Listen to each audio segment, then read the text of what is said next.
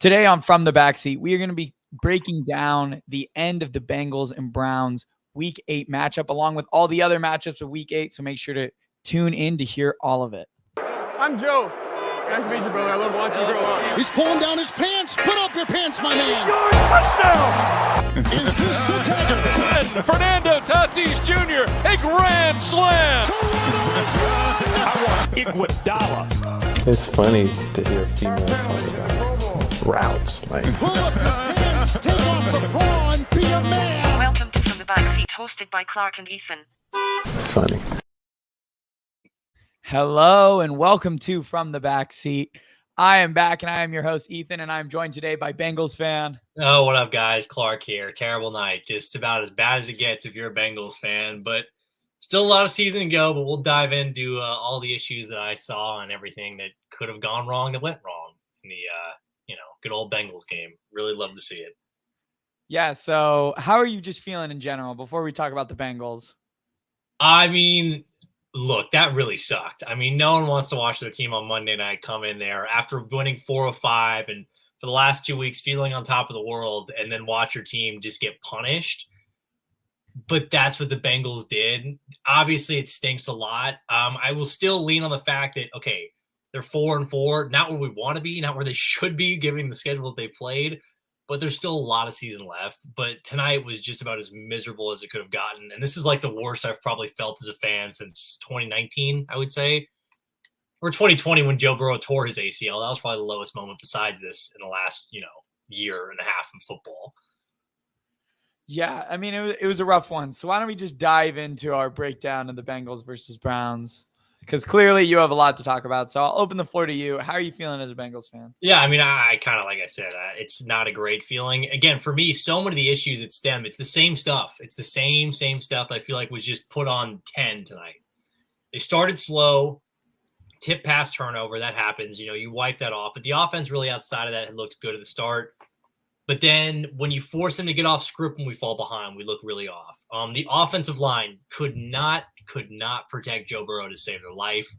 Jonah Williams, who we've already guaranteed money to at this point by picking up his fifth-year option, was continually getting whiplashed by whoever it was. It didn't matter who it was. It could have been Deion Jones coming over, or it could have been Myles Garrett, who just made him sack lunch every single time. And on the other side, Lyle Collins is not much better. And then outside of the offensive line, really play calling standpoint, what a total regression from what the last 3 to 4 weeks had been. Zach Taylor had been doing the right thing, dialing up balls deep, playing more to the intermediate outside boundaries, going vertical with his offense that we had seen so much last year. And I know you lost Jamar Chase, but it's completely inexcusable to go back to this dink and dunk little offense when you have 2 legit wide receivers on the outside. One of them who's T. Higgins, who's an arguable top 10 guy in the NFL, and Tyler Boyd, who's a guy I think most people would say top 25, top 30. That's more than enough service on the outside to be able to make plays. They've done it all the time last season, this season. Why we decided to go back to 35% of our plays being behind the line of scrimmage, I don't know. It makes no sense. I don't know what the decision-making was on reverting back to play calling. I know that you can't pass protect. But that being said, you still have to try. We cannot just have a bunch of 4-yard routes. It's not going to work. Teams can just sit on that. And Zach Taylor didn't get off of that at any point all game. And it's infuriating. And it was just a lot of the same issues. And it just sucks even more because it's on Monday night. And Cleveland has just had our number as it beats for the 8th time in 9 tries. I mean, it's like a nightmare when we play them. I don't know what is good. I don't think Cleveland's offense is the same thing. They just run the ball on you. And it's not an offense that really scares, but that's just what they do. And it just broke us in the end because we had too many injuries on the defensive side. That caught up to us too, which sucks. But it was just an overall, just fitting it's Halloween, just a nightmare kind of night. It just could not have gotten any worse. Yeah, I think this was worst case scenario for a Bengals fan. Unless they got shut out, that could have been worse. Or like Joe. Yeah, I think those are the Burrow got hurt, then you have your issue. That would have been worst case. I mean, this is what I was saying last week. I was like, don't overreact to the big win against the Falcons. That's one thing I've learned about this season is unless if you're the Philadelphia Eagles, the Kansas City Chiefs, or the Buffalo Bills, there's like no takeaways from any game. It just feels like every every week. Just you can get beaten by a team you shouldn't beat. You can get crushed by a team you probably shouldn't. This season just feels like you can't take any takeaways from one game. And I think it boils down to, I mean, I said I think Burrow is at an elite level right now, but this game, I mean, he was fine. Right now, Josh Allen and Patrick Mahomes, and I would argue Jalen Hurts are just above everyone else right now. I would say, I mean, I think the three of those are like obviously your MVP candidates right now. Again, from Burrow's standpoint, I don't have any problem with how he played. The interception was a tip ball. I mean, it's just Myles Garrett making a good play on it. I mean, what are you going to do? It's a right read on the RPO. He had nowhere to go on the running back side, and trying to throw it out really quick was the right move. It just got tipped. Otherwise, I mean, what are you expecting him to do when he has no time to throw the football? I mean, and in games past, I can understand him, holding on to the ball, trying to make too much happen. He takes those sacks. I didn't watch any tonight that I was like, that was on Joe. I think almost every single one, I was like, Jonah Williams got whipped. Lyle Collins got absolutely brutalized. There was not much that anyone did to give Joe much time to operate. And it was really like first read. If it's not there, I have to go to a check down because you don't have the time. Yeah, Jonah Williams just got absolutely crushed all game. He has given up 8 sacks so far this season. He's guaranteed money next year, too, because we already picked up that player, that fifth-year rookie option. That looks terrible right now. He looks so bad. The offensive line, I guess that's another thing. I'm sorry to interrupt, but go for it. Frank Pollock, I think at this point needs to go. I mean, he's the offensive line coach of the Bengals. I know guys like him because he has we want glass eaters up front. I'm sorry, Frank. None of your guys are glass eaters. They all get mowed over at some point or another. And that's what happened again tonight. I mean, if we invested over $100 million into this offensive line, this shouldn't be happening this often. These are talented guys along the offensive line. These are not some sort of, the Akeem Adenijis last year where you give a break to. These are established pros that have all seemed to regress under your tutelage. So I think there's a real reason he has to be gone. And frankly, it's just a mess up front, and it continued to be. Yeah, it's not looking good. I mean, Jonah Williams has regressed. I don't feel he looked really good, or he was the only good piece really on that offensive line last year. Mm-hmm. And then this year, he's by far their worst piece right now. I would say, yeah. I mean, tonight was a disaster. It was disaster. And it wasn't just he got bullied by Myles Garrett on a couple of plays. It was anyone. He was getting bullied by everyone, and it wasn't the same way. It wasn't like he was getting beat by speed every time. It was, no, sometimes they just took the inside move and just crushed him, or they went on the outside and bended around him. Yeah. In any way, people were beating him. Well, one of the worst ones, at least in my mind, was, I think it was the Garrett. I don't know if it was a strip sack. It might have been a one where they had a 3rd and 3. Oh, you're talking about the spin? Yeah, the spin. I'm like, why you don't have out? You have a chip. You have the outside cover. You can't get beat on a spin move in the inside. That can't happen there. That's your only spot where you're left vulnerable. He took such a big step out, and he left such a massive hole. I know, and I'm like, look, they put Samaje Perine out there, our best blocking back, to chip if he does go out there. You can't let that happen. I mean, it was just every time it felt like the Bengals might have had a chance in the first half of the game momentum, the Browns would just peel off a sack. And I was like, great. What are you supposed to do? The other thing, Joe Mixon is such a bad blocker. No, oh my God. The strip sack, that was on him. That was he's so bad. He's a terrible blocker. And this is if he was still a first-year guy, I'd be like, okay, he can grow into it. No, Joe Mixon's a terrible blocker at this point in his career. And he gets paid a lot of money. That's the other thing. He's a running back on a $12 million exactly. contract. He's a running back who I think he's a very good back. I mean, until this year, he's played really poorly. But when they bring him off the field off 3rd down every single time because they know he can't pick up the blitz. And there's a real argument in my mind to be like, okay, I know you paid Mixon this much money, but the reality of the situation is I think Samaje Perine runs the ball better and he blocks better. He's probably not as flashy, but he does everything more efficiently.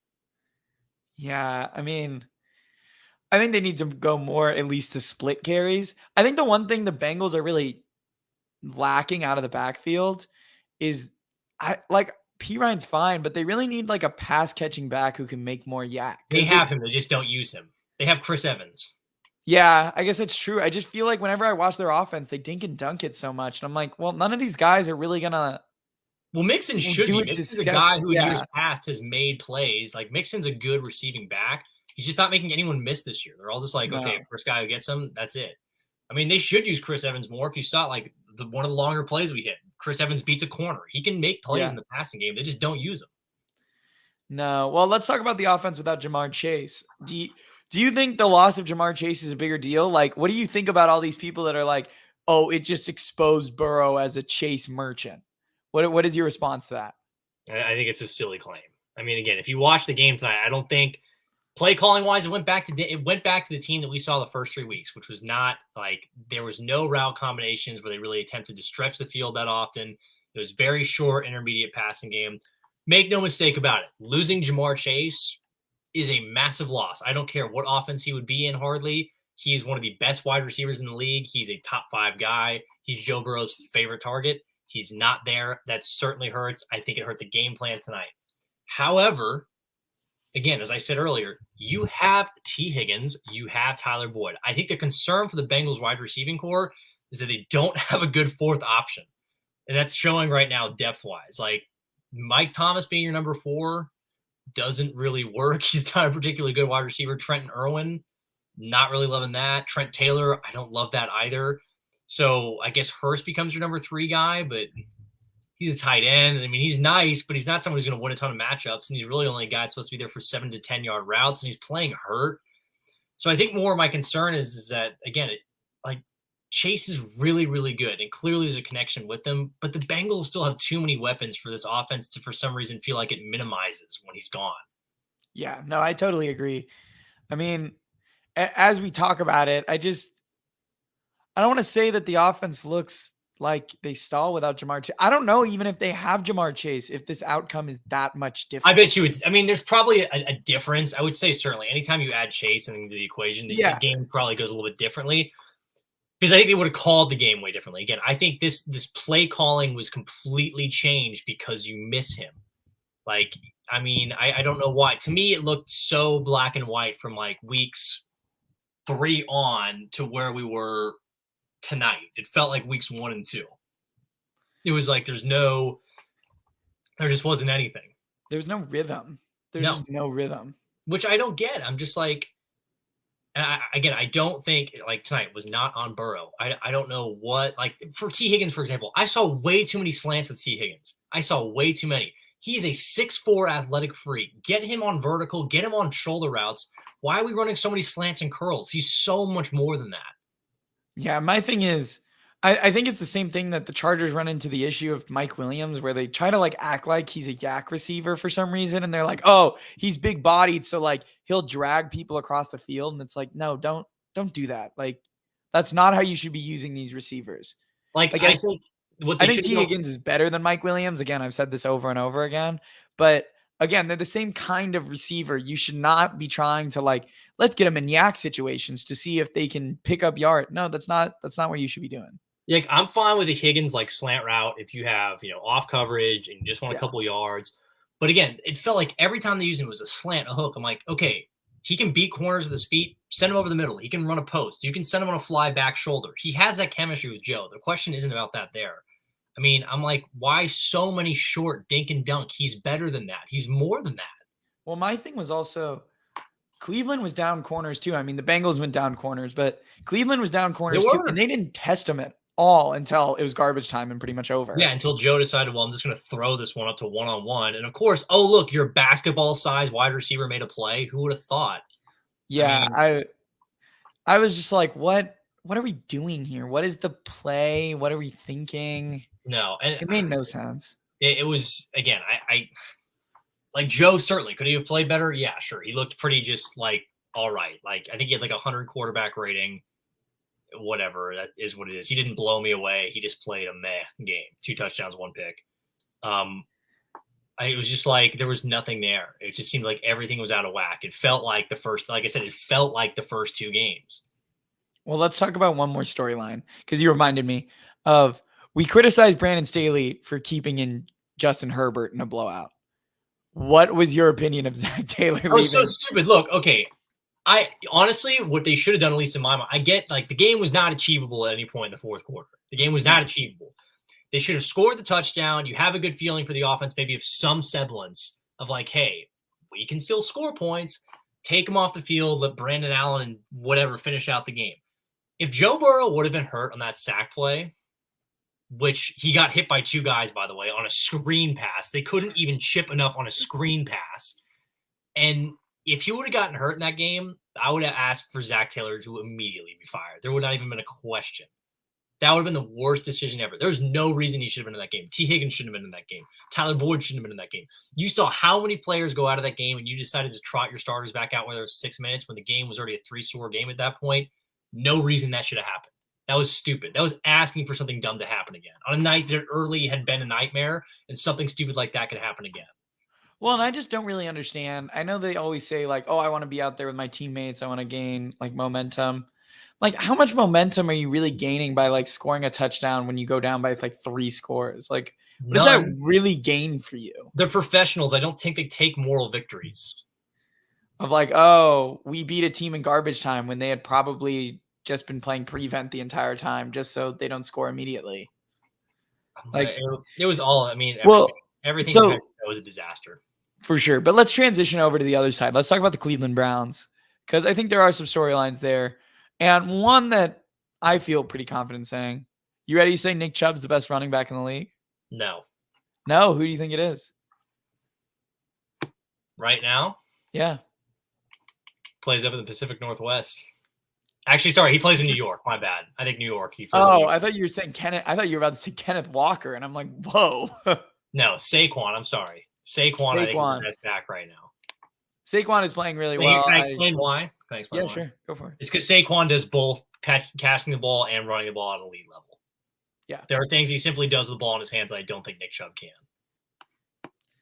Yeah, I think the one thing of where I put Chubb above Saquon right now is Chubb's had more consistency with it. Saquon has been in and out of the lineup. He's been injured the last couple of years. Whereas Chubb now, first 5 years of his career, never had less than 8 touchdowns in a season. It's pretty crazy. No, Chubb's great. I think Chubb's top 2, top 3 at this point, I would say, for sure. I mean, yeah. I will say, although I think in about a year and a half time, we're going to have a discussion about Kenneth Walker being the best, though. Kenneth Walker looks really good. Kenneth Walker looks insane. But I will say, people that are like, oh, Kenneth Walker is obviously the best rookie running back. I thought Breece Hall looked really good too. Kenneth Walker, I think, looks better than Breece Hall does. I don't know. I thought Breece Hall looked really, really good. Sadly, Breece is hurt. Breece is hurt now, but Breece looked really good. Another player who's basically a rookie that I think looks really good is Travis Etienne. Travis looks great. Oh, as a fantasy manager, you love to see when you bet on Travis Etienne and he finally comes around. He looks really good. He looks great. He looks great. Problem is Jacksonville's offense still doesn't look good. So no, their offense is bad. Oh, and here's another random thing, and this just made me laugh. At the end of the game, some Jaguars reporter was like, "Oh, the Jags should make a call to T. Higgins." I'm like, why do people keep thinking that we're just going to trade T. Higgins for some reason? Why do you think that? I just think people don't understand value. They're like, well, the Bengals have a bunch of assets. They probably want to trade it. It's because people think that the Bengals aren't going to pay him, which they're going to pay both. It's wrong. I think it's wrong for sure at this point. They're going to pay both. Yeah. I think they're going to let other guys walk. I think what you'll end up seeing with the Bengals is that they'll let other players walk, but I guarantee you they're going to do their best to keep together Chase, Burrow, and Higgins. See, the reason that signaled to me that they're going to do that is by not signing Jesse Bates. To me, they're basically I would agree. looking ahead. Which, by the way, looks smart at this point. Yeah, Jesse Bates doesn't look. Jesse Bates does not look good. I would be more interested in re-signing Von Bell for less and letting him and Dax Hill play. Yeah. What other things you want to talk about with Cleveland? I mean, they look like. I mean, look, I think Cleveland. Look, this is a big win for them. This saved their life. I think for the season wise, I think this by winning this game, this resuscitated a chance they have the ability to go ahead and do something. Will they probably do it? No, because they don't get to play Cincinnati every week, who they clearly have their number on. Yeah. I think this is definitely a good team. I like a lot of the pieces that they have, but I think ultimately, I don't see Cleveland making it a ton of noise. Really good night for them overall. They did everything perfectly.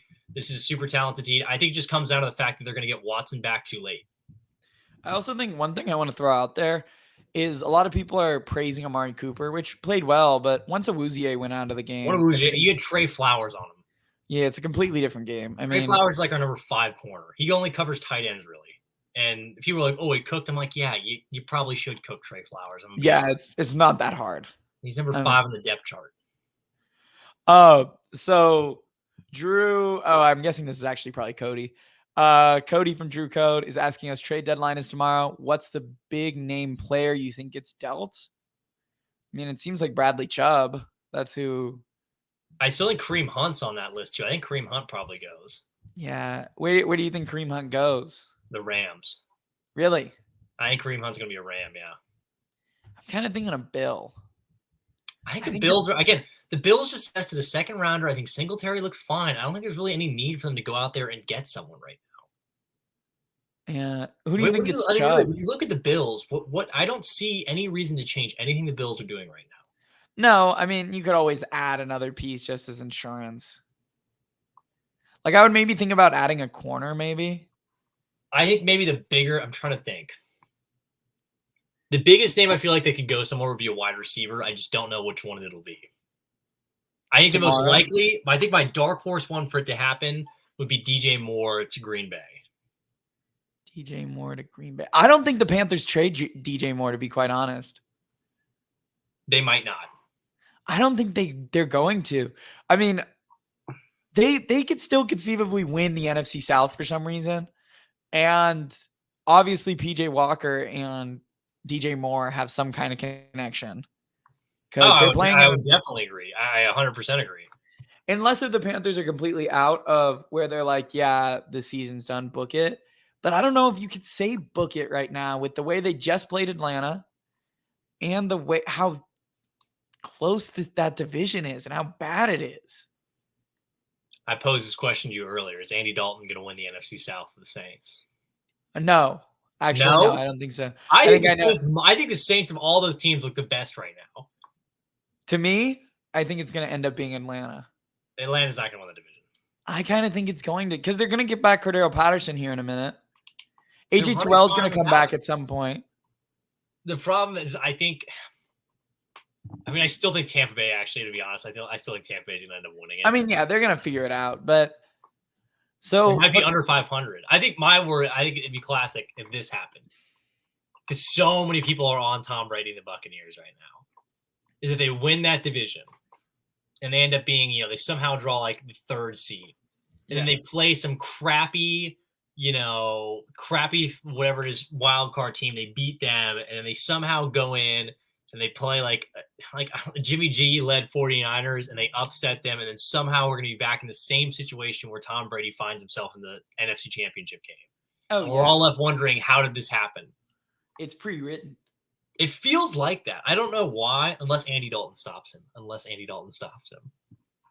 What if he did? What a scene that would be. Well, speaking of Andy Dalton, I mean, you're praising Andy, but the Raiders? The Raiders are terrible. The Raiders are a joke. Oh, I mean, this is, I hate to beat the drum, but I told everyone preseason this team was, I think we both did. I didn't think this team was going to be good because I simply thought Josh McDaniel was incapable of being a good head coach. And lo and behold, Josh McDaniel, for his life, cannot coach a football team. Well, we also were really low on Derek Carr. That's another thing, too. And Derek Carr hasn't done anything. Absolutely nothing. Derek Carr has been down the toilet. Devontae Adams, 1 catch for 3 yards. 1 catch for 3 yards. They gave him up. I mean, my goodness. You have to be kidding me. And the worst part is when you think about the Raiders, right? Josh Jacobs is playing like a top 5 running back. Like, they didn't even cross the midfield point of the Saints until the 4th quarter in that game. 2 minutes left in the game. 2 minutes. Unbelievable. And this is not a situation I see getting better, because if you watch Derek Carr in those games, I don't think the offensive line is that big of an issue. He had time on sacks that he took. I mean, gracious. I mean, the Raiders. And so this is one thing that I kind of touched on when we were talking about the AFC West. I mean, I thought they were going to be really good. I'm not going to try to take a victory lap and been like, but I said, hey, one wild card that people aren't considering with the AFC West is the coaching. Is a lot of people just assume because they were adding in all of this personnel that these teams would be good. But again, we were both a little worried about Nathaniel Hackett in Denver.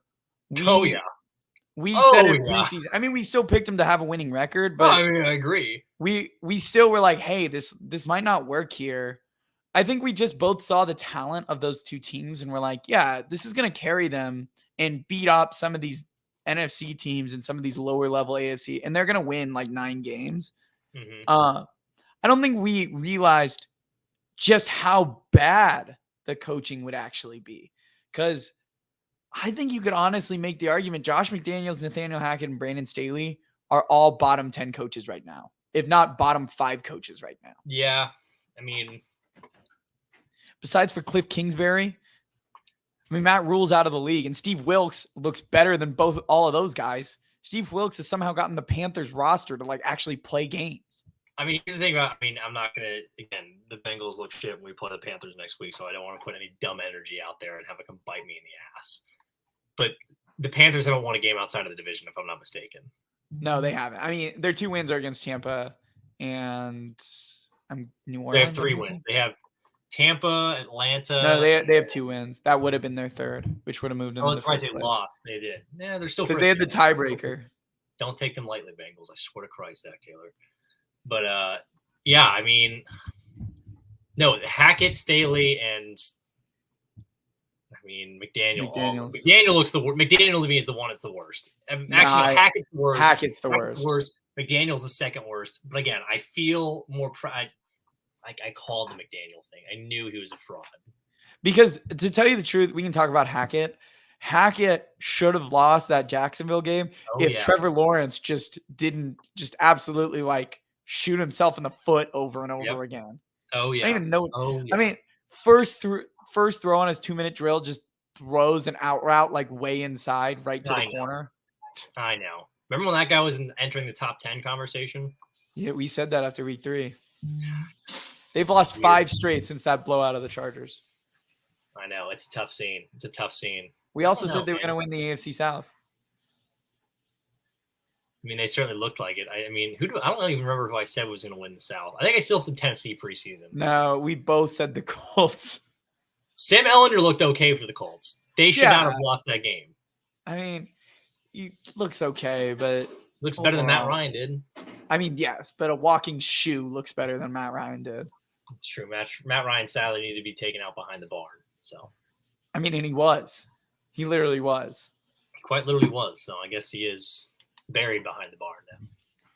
And there's all these reports saying that Frank Reich's, like, his job is in danger. I don't see any way that his job isn't in danger. I mean, well, I guess the only way that I guess it would be is because, I mean, Jim Irsay made the call on Matt Ryan. He did? Yes, that's what's been reported, is that Irsay is the one who pulled the plug on Matt Ryan. It was like, we're done here? Yes. Like, this was not Frank Reich's decision. Interesting. That's the reports that I had read, because I guess there was also a financial part of it where if Matt Ryan played a certain number of stats, some part of his contract in sevens become guaranteed. So they're just like, yeah, they're just benching him because they probably think his play isn't that well and it's justified, but at the same time, they're probably trying to save a good amount of cash. I mean, that makes sense, but I mean, they just traded a 3rd-round pick for the guy. Yeah, Irsay doesn't care about picks. You remember when he traded for Trent Richardson? Okay. Yeah. He has no clue what he's doing. Speaking of picks, what do you think of that Roquan Smith deal today? Let's talk about some of the trades. I will say this. I thought the Bears, that's a home run for the Bears. I mean, this is exactly what the Bears should be doing. This is what the Bears should be doing. I think, again, when I posted TikTok about it, this is what, if you're a Chicago Bears fan, you should be happy about what directionally the Bears are trying to do. They're trading away guys like Robert Quinn, guys like Roquan Smith, who were not going to re-sign with the team, were only going to eat up cap. You cleared them off your books. You acquired draft capital for them. You now have $100 million worth of this money to spend this next offseason, and you have multiple seconds, multiple fifths. You have a first still. You're set up very well to help revamp this team and help Justin Fields, who looks kind of pretty good these last couple of weeks. Definitely something to build around. I think for the Bears, home run. For the Ravens, I'm more confused on it. Yeah. Because this is a trade I think you make if you think like, oh, we're one player away. I don't think the Ravens are one off-ball linebacker away from a Super Bowl. I like the Ravens. I think the Ravens are a very good team. I don't think Roquan Smith pushes the needle one way or the other. Yeah, I don't think so either. I don't think it really changes anything. Like, yes, you added a good player, but to me, their issue wasn't their front seven. And I know a lot of people are secondary. It was the secondary, and people keep saying, "Oh, they have Marlon Humphreys and Marcus Peters." That thing was Swiss cheese. I don't care. I don't care what you say. Every team was beating them deep. All they wanted. Anyone who goes up against the Ravens was just beating those guys deep. Marlon Humphreys, put any good receiver on him, and he's getting cooked. Yeah, I mean, again, Marlon Humphrey has not necessarily been the same since Jamar dropped like 221 against him in week 7, I think, of last season. Yeah. So it's been kind of there. Also, realistically, too, if they've traded this much for Roquan Smith, they are going to want to extend him. That's money that should be used to extend Lamar Jackson. Well, I did see the argument of like, well, if Roquan leaves, they're going to get a 3rd-round pick compensatory pick. I'm like, that's a dumb argument. Then why would you even do that? Well, and I'm like, and they're like, so it's not that big of a deal if they have a late second. You're only moving back around. I'm like, second-round pick, like pick. It's still a ton of value. Is much different from pick like 88. Yeah, like I mean, there's a ton of value to just move back probably 40 spots in the draft, plus your 5th-round pick, and the comp pick you don't get till the year after. So they're still out the picks this year. I agree. I don't understand. I did not understand it from the Ravens standpoint whatsoever, truthfully. I really didn't get it. Again, I like Roquan Smith as a player, but it didn't make a lot of sense. Yeah, to me, I just don't get it. Again, if I were the Ravens, I would be trying to buy whatever receiver I could get. Exactly. It should have been a receiver, or it should have been some sort of skill position. It had to have been a receiver. I mean, you're in for trouble if your leading receiver is Isaiah Likely and Mark Andrews week in and week out. It's just not going to play. It's not going to play. It's not going to play. You come up against a good team, and they're going to stop that. It's just diabolical. Oh, it's bad. I just don't get it. I really don't. The Ravens are weapon-wise is not good, and they didn't. No. They had the opportunity to help. You could have spent a 2nd-round pick or in a 5th on some other receiver that would have helped the cause more than Roquan Smith will probably help your team. I mean, you could have went and gotten Brandon Cooks. Yeah, they could have done that. They really could have. That would have been. I think that would have been better. Absolutely. I think that would have been a great move for them. But instead, they decided to go get an off-ball linebacker, and then they're going to have to pay him $20 million, which is probably an overpay for a linebacker in the modern NFL. 100%. People talk about he leads the league in tackles. Same as Denzel Perriman, multiple years in the league, and Denzel Perriman is not a good player. Necessarily the mark of a great linebacker. I mean, it's just, again, if a linebacker is leading in tackles, that probably means that your runners are getting to the 2nd level a lot, and he's probably like making tackles like 5 yards deep. Exactly. I mean, I'm not saying Roquan Smith is a bad player and that's happening to him. I just feel like I just don't get it. And it's a ton of value for it. I don't think he's worth that. Well, no, here's the thing. Like, let's see. For me, this is the only thing that Roquan Smith does for the Ravens. Yes, he's a good player. Okay, now as a Ravens fan, you never have to see Patrick Queen in coverage again because he was horrible. Patrick Queen's gotten better because you never have to see him cover. Oh, you want to hear a funny fact? Go for it. According to PFF, charting coverage, Roquan Smith is a worse coverage linebacker than Patrick Queen. He's better, though. PFF's a joke. I agree, but I thought that was kind of funny because I was like, oh. I mean, yeah, it makes sense. I don't know, Patrick, like, it doesn't do that much for the Ravens. It's just like, okay, he's a really good player, but it wasn't a needed position, and it didn't push the needle for anything. No, and again, if they needed help, they needed it in the secondary because they keep on blowing big leads because of big plays down the field. Oh, yeah. Again, I mean, they played the Browns and we're not that bad against the run. I don't know. It doesn't change that much to me. No. What about let's talk about the Eagles getting what's his face? The other guy from the Bears. Robert Quinn? Yeah, what do you think about the Eagles getting Robert Quinn? It's just the rich getting richer. It's really smart. I mean, I think they have probably the 2nd best defensive line rotation in the NFL. It might be the deepest. I would still say Dallas is the best. Yeah. But the Eagles, it's a simple fact. Like, if you want Pittsburgh's not a great offensive line by any stretch of the mean, but they had their way all day. I mean, now if you look at it, the biggest thing with pass rushers is just making sure that they're fresh. They have a slew of whom to choose for. If it's not Hassan Reddick, if it's not Fletcher Cox, okay, well, it's Robert Quinn coming in. I mean, good God. Also, I'm not going to lie. Robert Quinn for a 4th seems like really good value for me. Oh, mean, I again, agree. he's a highly productive player. You can plug and play him only for a fourth. Whereas we're talking about Bradley Chubb, and they say the deal is almost done now.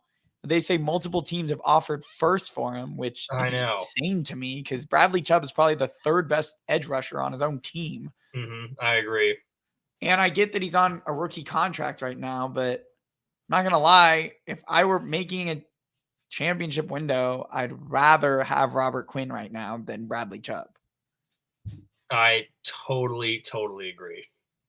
Totally agree. Bradley Chubb would definitely be the option I'd rather have.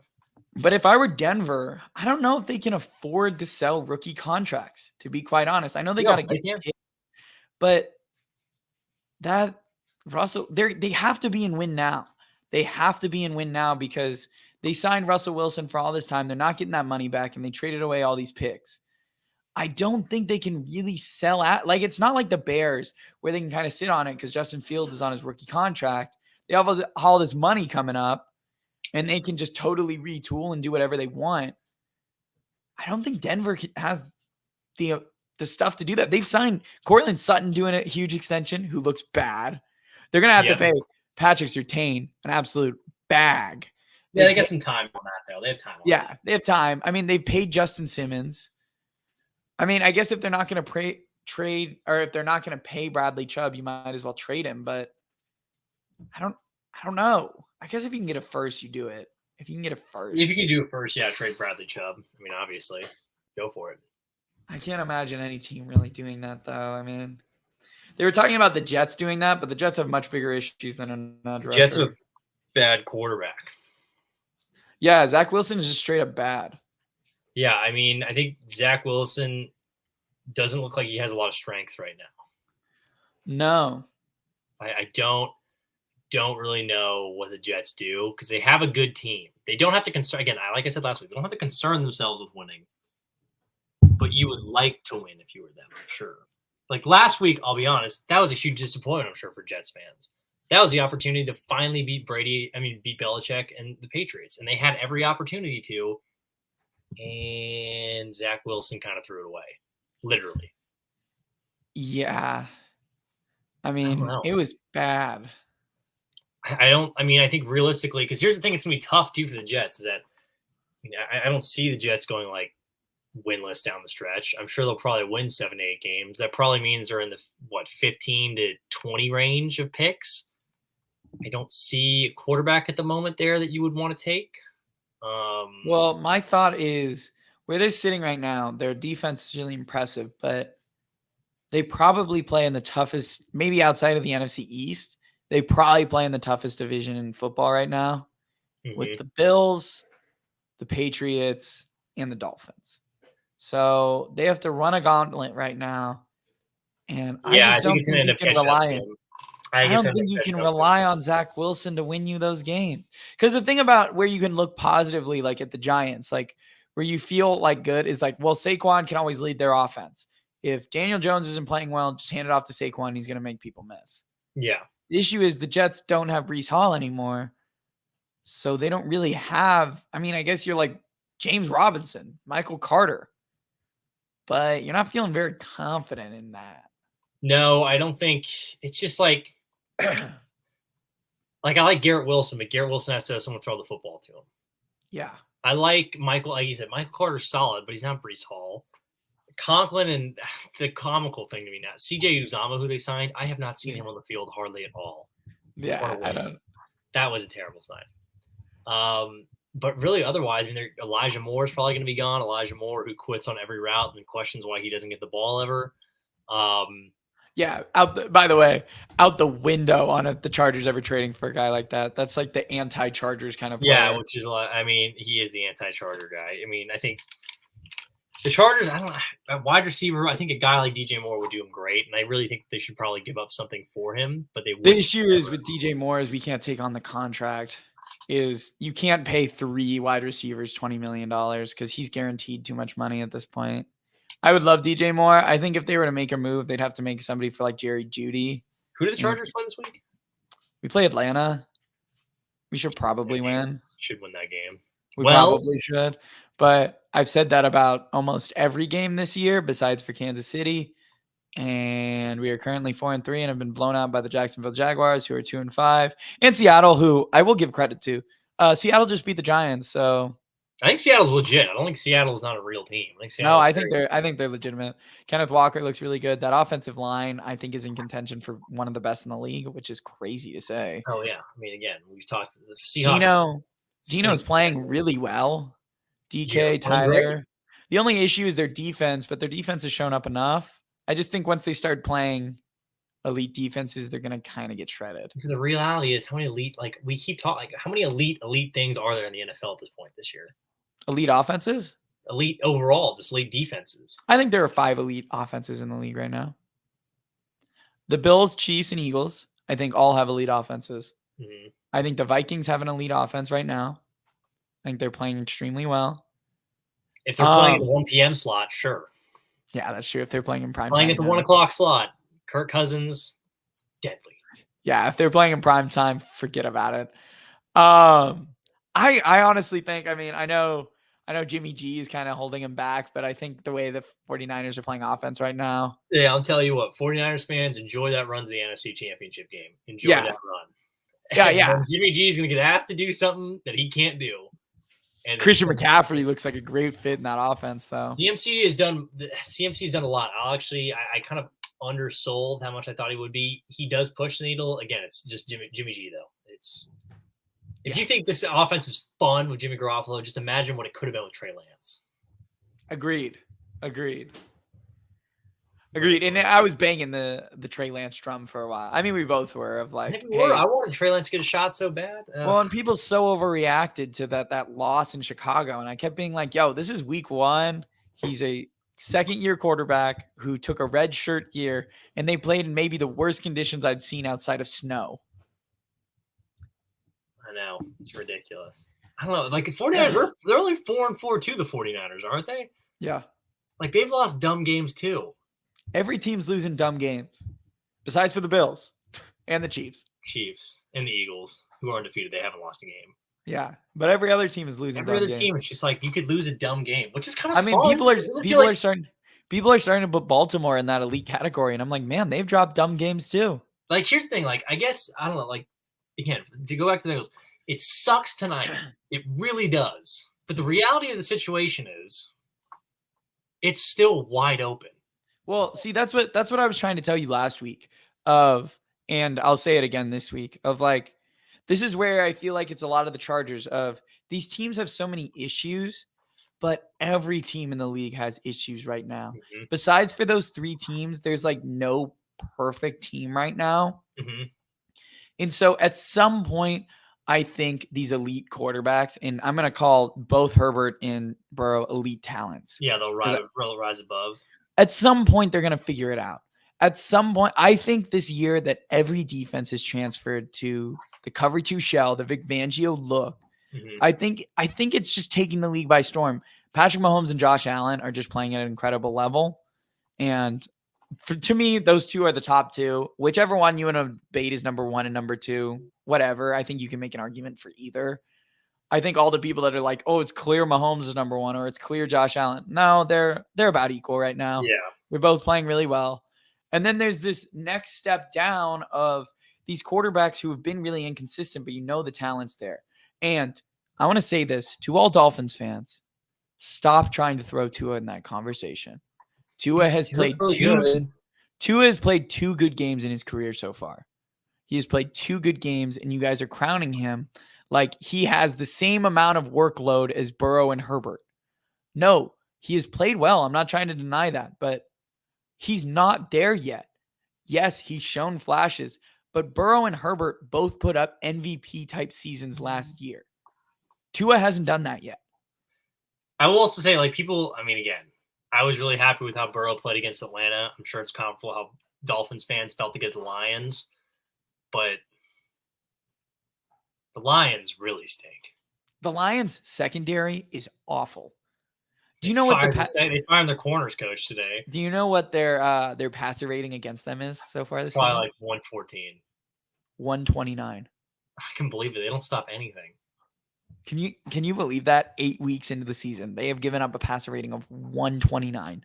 I agree. It's bizarre. It's really bizarre. Which I don't get because Jeff Okuda has played pretty well so far. Aiden Hutchinson started to look better. I don't get it. I don't know. I'm starting to say, and I know you like him, but I think Dan Campbell has to be on the hot seat. He is, but is it really his fault? 1-6. What is he supposed to do with his defense that doesn't do anything?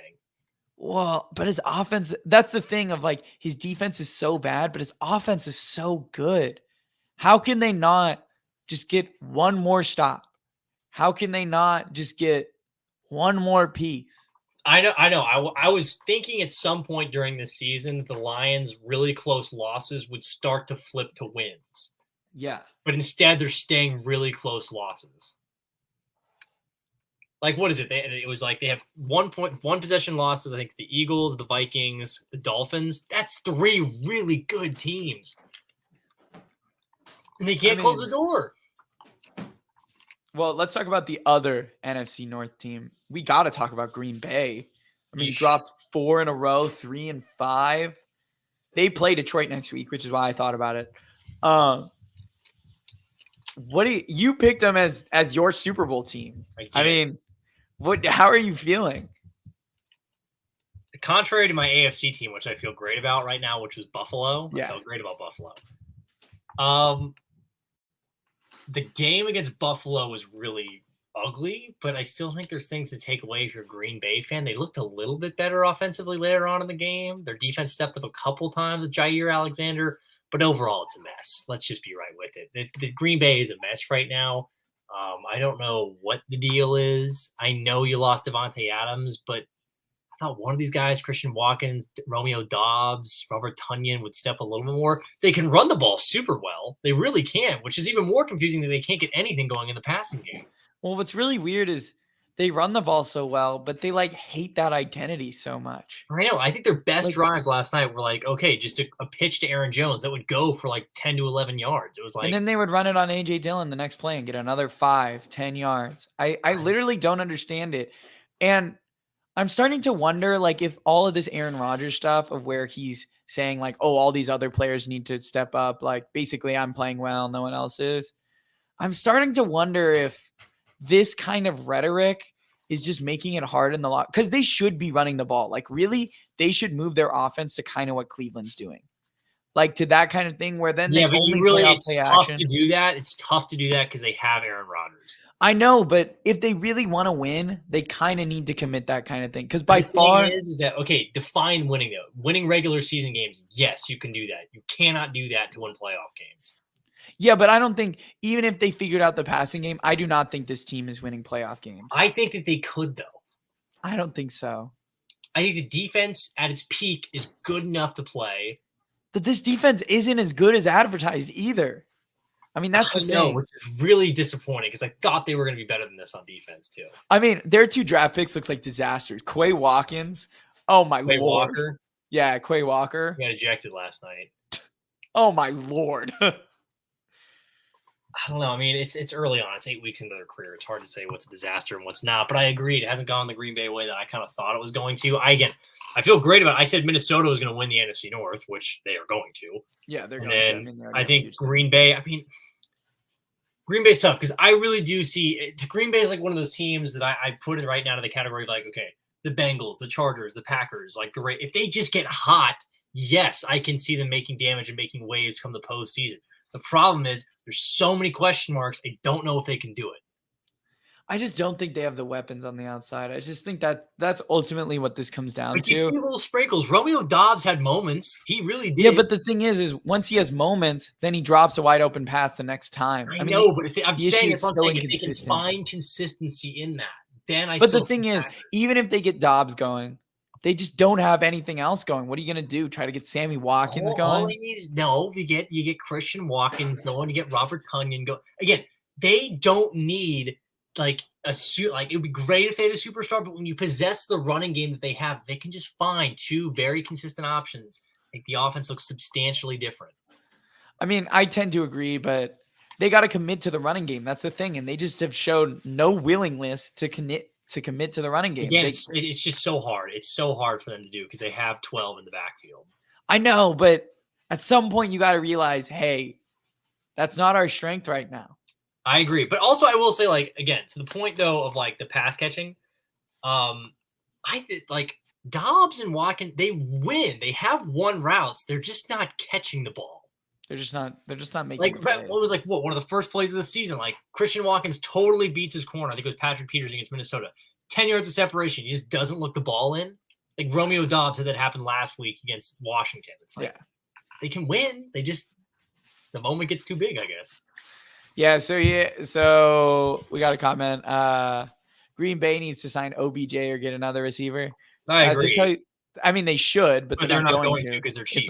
It's not the Green Bay way. They're not going to. No, Green Bay is the cheapest team in the NFL by far. Cheapest. Yeah, they're not going to do anything. Nope. Again, this team believes in draft picks. They believe in controllable rookie contracts, and then they get rid of them. I mean, look at Zadarius Smith. Zadarius Smith is playing. If Micah Parsons wasn't in the league, he's probably Defensive Player of the Year. Playing at an unbelievable level for Minnesota. And divisional rival. And they just cut him clean for like $15 million. Just like, Jesus Christ, what are we doing?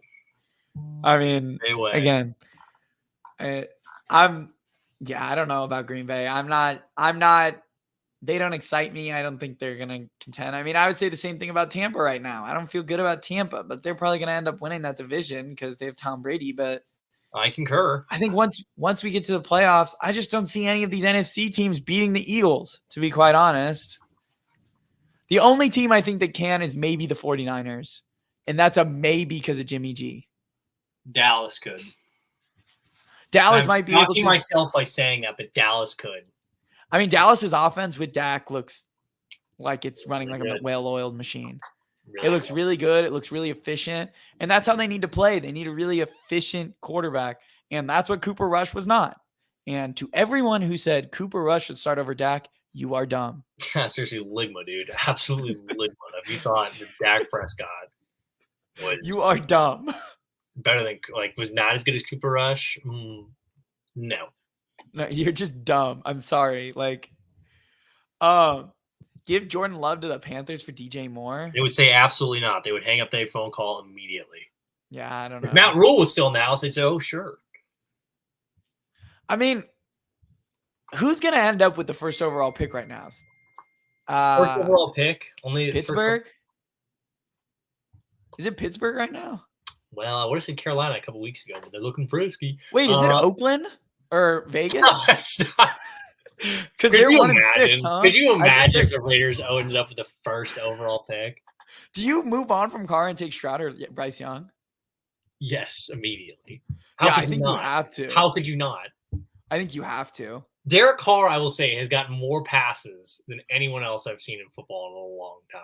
Well, it's because people always said that, like, well, the potential's there, but he hasn't had this or he hasn't had But that. even still, with Raiders fans, everyone's like, oh, Darren Waller's not as good. Hunter Renfro's not as good. Who's throwing the ball?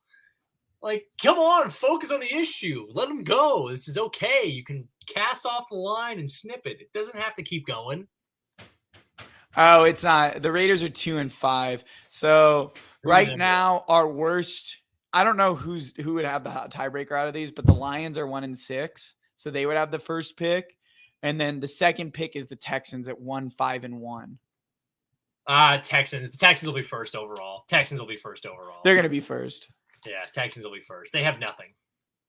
I mean, if both of those teams, they should hand in the card immediately for either one, either Stroud or Bryce Young.